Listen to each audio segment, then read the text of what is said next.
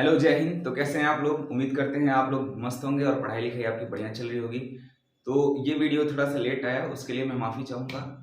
अब से मैं कोशिश करता हूँ कि आपके लिए पूरा वीडियो मैं लाता रहूँ कंटिन्यूअस, ठीक है? तो पिछले क्लास में मैंने देखा था कि हम लोग देखे थे कि ट्रिग्नोमेट्रिक रेशियो क्या होती है। ट्रिग्नोमेट्रिक रेशियो बेसिक कॉन्सेप्ट समझे थे, और इस क्लास में हम इस सेशन में समझने वाले हैं कि trigonometric ratio of some particular angle, ठीक है? जो कि ट्रिग्नोमेट्रिक का दूसरा टॉपिक है और बहुत ही इंपॉर्टेंट टॉपिक है। Trigonometric ratio of some particular angle, जैसे कि आपको दिया रहता है ना, साइन 30 डिग्री, 45 डिग्री, 60 डिग्री, इस टाइप्स का। तो ये कुछ पर्टिकुलर एंगल हैं, इनको इनकी वैल्यू क्या होती है, और इनको हम ना ज्योमेट्रिकल प्रूफ करके दिखाएंगे। ज्योमेट्रिकली इनकी वैल्यू कैसे आती है वो हम आपको प्रूफ करके दिखाएंगे, ठीक है? तो बने रहिए इस सेशन में लास्ट तक। इस वीडियो को पूरा देखने के बाद आपको ट्रिग्नोमेट्रिक रेशियो का जो वैल्यू होता है वो याद करने में थोड़ी सी कठिनाई जो होती है ना, वो कठिनाई बिल्कुल खत्म होने वाली है। तो आप इस वीडियो को लास्ट तक जरूर देखिएगा, ठीक है? तो चलिए शुरू करते हैं इस क्लास को। तो हम सबसे पहले प्रूफ करने जा रहे हैं कि जब 45 डिग्री एंगल दिया हो, ठीक है, तो वैल्यू क्या क्या होती है और कैसे निकालते हैं। तो हम सबसे पहले बनाएंगे इस बोर्ड पे एक आइसोसेलस राइट एंगल ट्रायंगल। तो आइसोसेलस राइट एंगल ट्रायंगल क्या होता है? एक ऐसा ट्रायंगल जिसका एक एंगल 90 डिग्री का हो और बाकी दो जो एंगल होंगे वो 45 डिग्री के हों, यानी कि दो इक्वल एंगल्स हों, ठीक है? तो ऐसे ही एंगल्स को हम बोलते हैं राइट आइसोसेलस ट्रायंगल। वो सबसे पहले हम उसको कंस्ट्रक्ट करते हैं।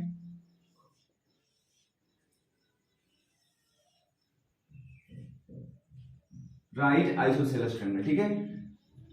मान लेते हैं कि इसकी साइड, ये वाली जो साइड है ना, ए, तो जब यह एंगल दोनों आपस में इक्वल हैं तो साइड भी इक्वल होंगे। ये ट्रायंगल की प्रॉपर्टीज है कि एंगल्स इक्वल होते हैं तो उसके सामने वाले साइड्स भी इक्वल होते हैं, ठीक है?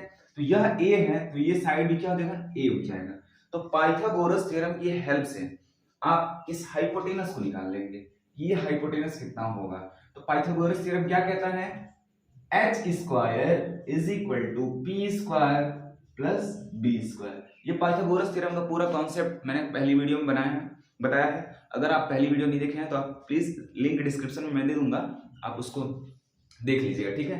तो उसमें क्या होता है कि हाइपोटेनस का स्क्वायर इक्वल होगा परपेंडिकुलर के स्क्वायर और बेस के स्क्वायर के, ठीक है? जिसमें आपको हाइपोटेनस यहां निकालना है। परपेंडिकुलर कितना दिया हुआ है? ए, और ए का स्क्वायर कर देंगे तो यह हो जाएगा ए स्क्वायर। बेस कितना है? ए, और इसका स्क्वायर कर देंगे तो ये भी हो जाएगा ए स्क्वायर, ठीक है? अब H square is equal to क्या हो जाएगा? ये दोनों सेम वैल्यू है, सेम वेरिएबल, इन दोनों को ऐड करेंगे तो ये हो जाएंगे 2a स्क्वायर, और ये h जो है, h की वैल्यू आ जाएगा, स्क्वायर उधर चला जाएगा तो हो जाएगा अंडर रूट 2a स्क्वायर, और इसको सॉल्व करके वैल्यू निकालेंगे तो हो जाएगा आपका अंडर रूट 2a। तो हाइपोटेनस आपका आ गया यहां से अंडर रूट 2a, ठीक है? तो उम्मीद करते हैं आपको ये कॉन्सेप्ट समझ में आया होगा, ठीक है, कि आप हाइपोटेनस कैसे निकालेंगे। चलिए अब हम बात करते हैं। अब देखिए ये राइट आइसोसेलस ट्रायंगल है तो इसके एंगल पहले से ही आपको पता होना चाहिए कि 45 डिग्री होंगे। कैसे? क्योंकि हम जानते हैं ट्रायंगल का सबसे इंपॉर्टेंट रूल कि ट्रायंगल के तीनों एंगल का सम 180 होता है, जिसमें यह अगर राइट एंगल ट्रायंगल है तो यह 90 डिग्री होगा, और ये दोनों आपस में बराबर हैं तो x प्लस x करेंगे 2x plus 90 is equal to 180 करेंगे तो वहां से x की वैल्यू निकालेंगे, वो आएगा 45। तो ये दोनों एंगल्स 45 होते हैं, ठीक है? ये अभी ज्यादा लंबा सेशन हो जाएगा, इसलिए अब डायरेक्ट हम आते हैं कि कैसे उसके रेशियो निकालते हैं, साइन थीटा, कॉस थीटा और टेन थीटा की रेशियो कैसे निकालते हैं। तो यहाँ पे आप अगर निकालें साइन 45 डिग्री का रेशियो, तो साइन 45 डिग्री का रेशियो निकालने का साइन 45 डिग्री का रेशियो क्या होगा? Perpendicular upon hypotenuse. क्या होता है? Perpendicular upon hypotenuse. यहां पे आप देख रहे होंगे कि परपेंडिकुलर है ए, परपेंडिकुलर कितना आया है? ए, और हाइपोटेनस आपका आया है अंडर रूट 2a। तो a से a डिवाइड हो जाएगा और साइन 45 का वैल्यू आ जाएगा आपका 1/√2। इस प्रकार से ये साइन 45 डिग्री का वैल्यू आ गया। और इसी तरीके से, सेम इसी तरीके से अगर आप cos 45 डिग्री का वैल्यू निकालें तो cos 45 का रेशियो होता है बेस अपॉन हाइपोटेनस, तो बेस है बी, हाइपोटेनस है, बेस अपॉन हाइपोटेनस करिए, जिसमें आपका बेस दिया गया है ए, बेस दिया गया है ए और हाइपोटेनस दिया गया है अंडर रूट 2a, तो a से a डिवाइड हो जाएगा और आपका फाइनली आ जाएगा cos 45 डिग्री का वैल्यू 1 अपॉन अंडर रूट 2, ये हो गया cos 45 का। और tan 45 का ट्रिग्नोमेट्रिक रेशियो होता है परपेंडिकुलर अपॉन बेस, आप यहां लिखेंगे perpendicular upon base, tan 45 degree is equal to perpendicular है आपका a और बेस भी है a से a डिवाइड हो जाएगा, आ जाएगा 1, यहां से आप वैल्यू tan 45 का बता सकते हैं कि 1 होगा। ठीक है, उम्मीद करते हैं ये तीनों रेशियोज जो sin 45 डिग्री की वैल्यू आई है 1/√2, cos 45 डिग्री की वैल्यू 1/√2 और tan 45 डिग्री 1/1 आया है, इसको आप समझ पाए होंगे। इन तीनों एंगल्स की जो वैल्यू आई है वो आप समझ पाए होंगे। ठीक है, अब cosec 45 का निकालना हो तो आप क्या करेंगे, जस्ट इसका रेसिप्रोकल कर देंगे, या आपको अगर वैल्यू याद है, रेशियो याद है, तो हाइपोटेनस अपॉन परपेंडिकुलर होगा cosec 45 का, हाइपोटेनस इज इक्वल टू √2 लिखिएगा, √2a, और परपेंडिकुलर की जगह पे a लिखेंगे, a से a डिवाइड हो जाएगा तो आपका cosec 45 का डिग्री √2 आ जाएगा। ठीक है, तो आप इस तरीके से समझ लीजिएगा। ठीक है, और अब आइए हम 30 डिग्री और 60 डिग्री वाले एंगल्स के बारे में बात करते हैं कि उनके वैल्यू क्या होते हैं। ठीक है, वीडियो को ज्यादा बड़ा ना करते हुए हम डायरेक्ट उस कॉन्सेप्ट पे आते हैं। ठीक है, तो अभी हमने 45 डिग्री एंगल्स की सभी रेशियो को देख लिया और अब हम trigonometric ratio of 30 degree and 60 degree समझेंगे। ठीक है, तो 30 डिग्री और 60 डिग्री समझने के लिए आप एक इक्विलैटरल ट्रायंगल को पहले समझिए कि क्या होता है इक्विलैटरल ट्रायंगल। ठीक है, तो एक इक्विलैटरल ट्रायंगल का डेफिनेशन यही है कि all side are equal, a triangle which are side all side are equal, एक ऐसा ट्रायंगल जिसके सभी साइडें इक्वल हों और सभी एंगल इक्वल हों, ऐसे ट्रायंगल को हम इक्विलैटरल ट्रायंगल कहते हैं। ठीक है, तो हम एक इक्विलैटरल ट्रायंगल ड्रॉ कर ले रहे हैं, यह हो गया आपका एक इक्विलैटरल ट्रायंगल। ठीक है, और इक्विलैटरल ट्रायंगल का हर एक एंगल 60 डिग्री के इक्वल होता है। ठीक है, हर एक एंगल 60 डिग्री के इक्वल होता है। इस इक्विलैटरल ट्रायंगल का नाम दे दीजिए ABC। ठीक है, अब क्या करेंगे, इस इक्विलैटरल ट्रायंगल में एक परपेंडिकुलर ड्रॉ करेंगे और वह परपेंडिकुलर इस ट्रायंगल के किसी एक वर्टेक्स से उसके अपोजिट साइड पे खींचेंगे। ठीक है, तो आप मान लेते हैं कि इस वर्टेक्स से इस अपोजिट साइड पे एक परपेंडिकुलर ड्रॉ कर दें। ठीक है, और जो ये परपेंडिकुलर होगा ना वो इस एंगल को दो इक्वल पार्ट्स में डिवाइड करेगा और इस साइड को भी दो इक्वल पार्ट्स में डिवाइड करेगा। ठीक है, तो इतनी बात आपको समझ में आ गई होगी। अब हम मान लेते हैं इस ट्रायंगल का एक साइड जो है ना वो है 2a यूनिट का, मतलब इस साइड की लेंथ है 2a यूनिट, तो अगर यह 2a है तो यह भी 2a हो जाएगा और यह भी 2a हो जाएगा। ठीक है, अब हम अभी थोड़ी देर पहले आपको बताए हैं कि ये जो परपेंडिकुलर है ना वो इस साइड को दो बराबर भागों में बांटेगा, तो दो बराबर भागों में बांटने का मतलब यही है कि यह हो जाएगा a और अगर इसका नाम दे दे, इस पॉइंट का d है तो BD हो जाएगा a और DC भी हो जाएगा a। ठीक है, क्योंकि हम BC जो पूरा मिला हुआ है वो है 2a यूनिट का। ठीक है, उसके बाद अब आप यहां देख रहे हैं कि दो राइट एंगल ट्रायंगल मिल रहे हैं, क्योंकि हम ट्रिग्नोमेट्री पढ़ रहे हैं तो ट्रिग्नोमेट्री में हम जानते हैं ट्रिग्नोमेट्री हमारी ज्यादातर ट्रिग्नोमेट्री की जो भी कॉन्सेप्ट है वो राइट एंगल ट्रायंगल पे ही लगती है। ठीक है, तो आप यहाँ पे राइट एंगल ट्रायंगल देख रहे होंगे, दो ठो राइट एंगल ट्रायंगल बन गया, तो ए राइट एंगल ट्रायंगलवा में इसका देखिए आपको हाइपोटेनस पता है, बेस पता है, लेकिन परपेंडिकुलर की लेंथ नहीं पता है, तो इसको निकालेंगे आप कौन से फॉर्मूला से, पाइथागोरस थ्योरम से। पाइथागोरस थ्योरम क्या कहता है, हाइपोटेनस का square is equal to perpendicular का स्क्वायर प्लस बेस का स्क्वायर, जबकि यहां पे हाइपोटेनस दिया गया है 2a, तो लिख दीजिए हाइपोटेनस की जगह पे 2a का square is equal to perpendicular दिया गया है नहीं, तो परपेंडिकुलर की जगह पे पी स्क्वायर लिख दीजिए। बेस दिया गया है ए, तो ए का स्क्वायर कर देंगे, ठीक है। अब इस 2a का स्क्वायर करेंगे तो हो जाएगा 4a स्क्वायर, और a स्क्वायर को इधर लाके माइनस कर देंगे तो यह हो जाएगा a स्क्वायर। अब यह हो गया p स्क्वायर। 4a स्क्वायर में से a स्क्वायर माइनस करेंगे तो आपका बन जाएगा 3a square is equal to p square.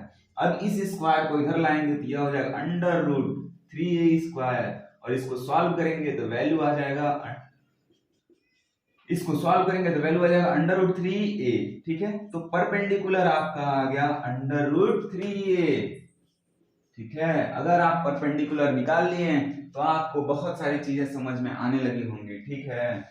तो आइए हम बात करते हैं 60 डिग्री का, ठीक है। तो पहले हम 60 डिग्री वाले वैल्यू को निकालते हैं। यहां हम लिखते हैं साइन 60 डिग्री, पहला रेशियो हमारा साइन ही है, तो साइन 60 का वैल्यू क्या होगा इस ट्रायंगल में, ठीक है। सॉरी, थोड़ा सा आपको हम बता दें, इस ट्रायंगल में, पहले ट्रायंगल में, ट्रायंगल का नाम लिख देते हैं in triangle ABD।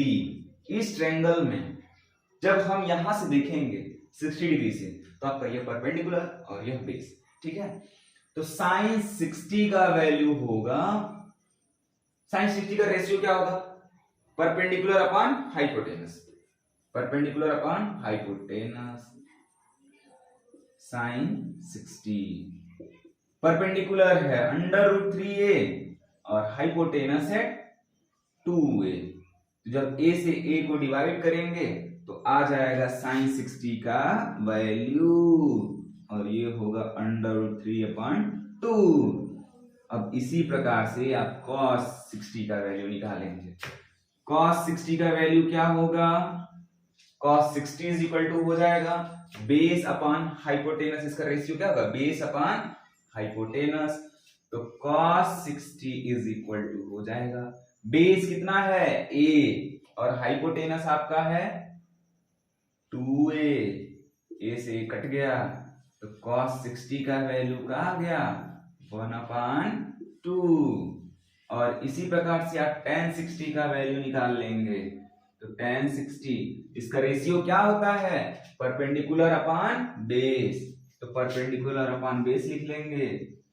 tan 60 is equal to हो जाएगा, परपेंडिकुलर कितना है अंडर रूट 3a, बेस कितना है a, तो a से a डिवाइड हो जाएगा और tan 60 का वैल्यू आ जाएगा अंडर रूट 3। तो ये हो गया आपका 60 डिग्री का वैल्यू, साइन 60, cos 60, tan 60 का वैल्यू। और इन सभी का रेसिप्रोकल निकालने का वही है, रेसिप्रोकल तो आपको समझ में आता ही होगा, नहीं आता है तो याद कर लीजिए, cos 60 की वैल्यू हो जाएगी हाइपोटेनस अपॉन परपेंडिकुलर, तो यानी कि यही उल्टा कर देंगे 2/√3 cos 60, और यहाँ sec 60 का हो जाएगा आपका 2, और tan का उल्टा होता है cot, tan का रेसिप्रोकल होता है cot, और cot 60 की वैल्यू हो जाएगी 1/√3। तो उम्मीद करते हैं आपको 60 डिग्री वाली वैल्यू जो है वो समझ आ गई होगी कि कैसे निकालते हैं, ठीक है।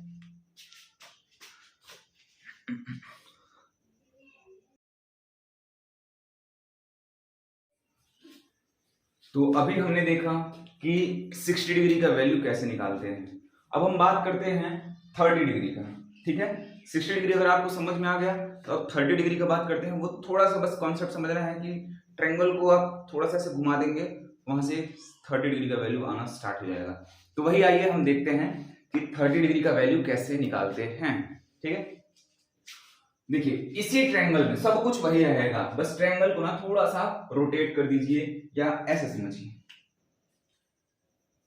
अभी हम ट्रायंगल लिए थे ABD, और अब ट्रायंगल लेंगे हम, इसी ट्रायंगल को नाम देंगे BAD। अब इस ट्रायंगल को हम यहाँ साफ साफ स्पष्ट रूप से बना लेते हैं थोड़ा, ये ऐसे, ये वाला एंगल है 60 डिग्री, ये है 30 डिग्री, और यह हाइपोटेनस आया है 2a, बेस है a, और यह है √3। अब देखिए, अब हम बात कर रहे हैं 30 डिग्री, तो जिस एंगल को लेते हैं जिस एंगल का रेशियो निकालते हैं उसके सामने वाला जो साइड होगा वही परपेंडिकुलर कहा जाएगा। जिस एंगल को आप देखेंगे और उसके सामने वाला जो साइड होगा ना वही परपेंडिकुलर कहा जाएगा। ठीक है, तो यहाँ 30 डिग्री के सामने वाला साइड ये है नीचे, उसका नाम है BD, और BD ही अब हो जाएगा परपेंडिकुलर, और अब ये हो जाएगा बेस। हाइपोटेनस फिक्स होगा क्योंकि हाइपोटेनस जो होता है ना वो ट्रायंगल का सबसे बड़ा साइड होता है, तो ये हाइपोटेनस को कोई नहीं बदल सकता, वो वैसे ही रहेंगे। अब हम बात करते हैं साइन 30 डिग्री का वैल्यू क्या होगा। साइन 30 डिग्री ये है, इसके सामने वाला परपेंडिकुलर हो जा रहा है, तो साइन का रेशियो क्या होता है, परपेंडिकुलर अपॉन हाइपोटेनस, और परपेंडिकुलर हमारा ये BD बन चुका है, तो BD कितना है A, और हाइपोटेनस कितना है 2A। A से A को डिवाइड कर दीजिए, आ जाएगा 1/2, और यही हो गया साइन 30 डिग्री का वैल्यू। ठीक है, और यहीं से अब cosec 30 का भी निकाल लीजिए, cosec 30 का, तो cosec 30 का इसका रेसिप्रोकल कर देंगे तो हो जाएगा, और 1/2 का रेसिप्रोकल करेंगे तो हो जाएगा 2। तो आप यहां से निकाल लिए साइन 30 और cosec 30 का वैल्यू। अब हम बात करते हैं cos 30 डिग्री, cos 30, तो cos 30 का फॉर्मूला होता है, रेशियो होता है बेस अपॉन हाइपोटेनस, तो बेस यहाँ पे ये हो जाएगा क्योंकि यह परपेंडिकुलर और यह बेस है आपका, बेस दिया गया है √3a और हाइपोटेनस दिया गया है 2a, a से a कट गया और cos 30 का वैल्यू आ गया आपका √3/2। ठीक है, और यहीं आइए आप बात कर लेते हैं लगे हाथ, sec 30 डिग्री का वैल्यू क्या होगा, और sec 30 का वैल्यू होगा जस्ट इसका रेसिप्रोकल, और वो हो जाएगा 2/√3। ये आ गया आपका cos और sec का वैल्यू। ठीक है, अब यहीं हम बात कर लेते हैं tan 30 डिग्री, tan 30 यानी tan का रेशियो क्या होता है, परपेंडिकुलर अपॉन बेस, तो आपका BD परपेंडिकुलर बन चुका है, AD बेस बन चुका है, तो perpendicular upon base, perpendicular upon base, perpendicular दिया गया है A, परपेंडिकुलर दिया है A और बेस दिया गया है √3a, तो जब A से A डिवाइड कर देंगे तो यहां बचेगा tan 30 = 1/√3। अब इसका जस्ट रेसिप्रोकल करके cot 30 का वैल्यू निकाल लेंगे और E आ जाएगा आपका √3, तो ये हो गया आपका आसान तरीके से प्रूफ, और वैल्यू आ गया। ठीक है, कि कैसे 30 डिग्री का वैल्यू निकालते हैं। तो हमें उम्मीद करते हैं आपको ये कॉन्सेप्ट पूरा समझ में आया होगा, और पूरा कॉन्सेप्ट समझ में आया होगा तो आगे एक टेबल हम बना दे रहे हैं चार्ट कि कैसे आपको वैल्यू याद रखना है। ठीक है, बहुत ही आसान तरीके से, मान लीजिए अब एग्जाम में ऐसे प्रूफ कर करके थोड़ी ना वैल्यू निकालना है, आपको जुबान पे याद होना चाहिए, तो वो कैसे याद करेंगे, तो आप एक टेबल देखेंगे, टेबल हम बनाने जा रहे हैं, उस टेबल में आप देखेंगे कि कैसे एक वैल्यू, मतलब साइन 30 डिग्री का अगर वैल्यू आपको याद है, उस साइन 30 डिग्री के वैल्यू से, सॉरी साइन 30 नहीं, साइन का, सिर्फ साइन का ट्रिग्नोमेट्री, साइन के एंगल्स की वैल्यू अगर याद है तो उस साइन की वैल्यू से ही आप सभी ट्रिग्नोमेट्रिक रेशियो की वैल्यू निकाल सकते हैं। आइए, आपने देखा कि कैसे 30 डिग्री, 45 डिग्री, 60 डिग्री की वैल्यू निकालते हैं, तो आइए हम एक टेबल में कैसे सम अप करें और कैसे याद कर सकते हैं उस सभी ट्रिग्नोमेट्रिक रेशियोज को। ठीक है, ट्रिग्नोमेट्रिक रेशियो की वैल्यू को, उस पर्टिकुलर एंगल की वैल्यू को। ठीक है, तो एक टेबल में हम देखेंगे, अगर आपको साइन की वैल्यू याद है ना, साइन थीटा की वैल्यू याद है, साइन 0, साइन 30, 45, 60, 90 का वैल्यू याद है, तो आप इसकी मदद से आप इन सभी को भी लिख सकते हैं। तो कैसे लिख सकते हैं, आइए हम बात करते हैं उसको। ठीक है, तो देखिए साइन थीटा यहां हमने लिख दिया और एंगल यहां लिखा है, यानी कि साइन 0 डिग्री का वैल्यू मैं यहां लिखूंगा, साइन 30 डिग्री का वैल्यू यहां लिखेंगे। ठीक है, ऐसे लिखेंगे, साइन 45 डिग्री का वैल्यू यहां। तो हम बात करते हैं साइन 0 की वैल्यू का। साइन 0 का वैल्यू जो होता है वो 0 होता है। ठीक है, और साइन 30 डिग्री का वैल्यू जो होता है वो 1/2 होता है। आपने पीछे देखा है, ज्योमेट्रिकली प्रूफ करके भी देखा है, अगर आपको डाउट होता हो तो वीडियो को पीछे करके आप देख लीजिएगा। साइन 30 डिग्री का वैल्यू होगा 1/2 और साइन 45 डिग्री का होगा 1/√2 और साइन 60 का वैल्यू होगा √3/2 और साइन 90 का वैल्यू होता है 1। ठीक है, तो इतना आपको याद रखना। अगर इतना याद है तो इसकी मदद से आप सभी की वैल्यू को लिख सकते हैं और याद कर सकते हैं। देखिए cos 0 का वैल्यू क्या होगा, अब इसको आप जस्ट नीचे से ना ऐसे भरते आइए। जो साइन 90 का होगा वही cos 0 का होगा, जो वैल्यू साइन 90 का होगा वही वैल्यू cos 0 का होगा, जो वैल्यू साइन 60 का होगा वही वैल्यू cos 30 का होगा। मतलब आप नीचे से उठाइए और ऊपर भरते चले आइए। साइन 0 का वैल्यू हो जाएगा 1, साइन 60 का वैल्यू देखो, साइन 60 का वैल्यू दिया गया √3/2 और cos 30 का वैल्यू हो जाएगा √3/2। ठीक है, cos देखिए साइन 45 का वैल्यू है 1/√2, तो उसी प्रकार से cos 45 का वैल्यू हो जाएगा 1/√2। ठीक है, जो साइन 60 का वैल्यू है वही साइन 30 का वैल्यू जो है वही cos में 60 का वैल्यू हो जाएगा। साइन में 30 का वैल्यू है 1/2, तो ये cos 60 का वैल्यू हो जाएगा 1/2, और जो साइन 0 का वैल्यू है वही cos 90 का वैल्यू हो जाएगा 0। ठीक है, तो आपको पहले वीडियो में मैंने बताया था कि जब साइन को cos से डिवाइड कर देते हैं ना तो वही हो जाता है आपका tan। ठीक है, जब आप साइन को cos से डिवाइड दे देते हैं तो यही हो जाता है आपका tan, और यही रूल यहां पे भी लगने वाला है। जब 0 को 1 से डिवाइड करेंगे तो वैल्यू आ जाएगा आपका 0, तो इस प्रकार से tan 0 की वैल्यू हो जाती है 0। और जब 1/2 को √3/2 से डिवाइड करेंगे, यानी कि जब साइन की वैल्यू को cos की वैल्यू से डिवाइड करेंगे तो आपका आ जाएगा 1/√3, डिवाइड करके देख लीजिएगा। ठीक है, साइन 45 डिग्री और cos 45 डिग्री को जब आपस में डिवाइड करेंगे तो वैल्यू आ जाएगा 1। ठीक है, जब √3/2 को 1/2 से डिवाइड करेंगे तो यहाँ वैल्यू आ जाएगा √3, और इसका वैल्यू आप नहीं निकाल सकते, तो लिख देंगे कांट बी डिटरमाइंड। ठीक है, CD कांट बी डिटरमाइंड आप नहीं निकाल सकते, या कांट बी डिफाइंड। ठीक है, या इनफाइनाइट लिख सकते हैं, जिसकी वैल्यू आप नहीं बता सकते हैं इसको आप ऐसे लिख सकते हैं, क्योंकि 0 से जब आप डिवाइड करेंगे 1 को तो डिवाइड नहीं होगा। और इसी प्रकार से साइन का रेसिप्रोकल होता है cosec थीटा, तो साइन में जो 0 का वैल्यू होता है ना, 0 को आप क्या लिख सकते हैं, थोड़ा इधर देखिए, 0 को आप 0.1 लिख सकते हैं। जब इसका रेसिप्रोकल करेंगे तो क्या हो जाएगा 1/0 हो जाएगा नहीं हो जाएगा। और 1/0 का वैल्यू जो आएगा ना वो आप बता नहीं सकते, आपका कोई नहीं बता सकता, और हम भी नहीं बता सकते, कोई नहीं बता सकता, इसलिए इसका वैल्यू हो जाएगा इनफाइनाइट। ठीक है, या कांट बी डिटरमाइंड कह लीजिए। अब साइन 30 का वैल्यू है 1/2, इसका रेसिप्रोकल करेंगे तो हो जाएगा 2। 45 का वैल्यू है 1/√2, इसका रेसिप्रोकल हो जाएगा √2। 60 का वैल्यू है √3/2, इसका वैल्यू हो जाएगा 2/√3। 90 का वैल्यू है 1 और इसका रेसिप्रोकल करेंगे तो 1 ही होगा। ठीक है, उसी प्रकार से सेक में भी भर लेंगे, सेक का 1 का रेसिप्रोकल 1 ही होगा, इसका रेसिप्रोकल हो जाएगा 2/√3, इसका रेसिप्रोकल हो जाएगा √2, इसका रेसिप्रोकल हो जाएगा 2, और इसका रेसिप्रोकल हो जाएगा इनफिनिट।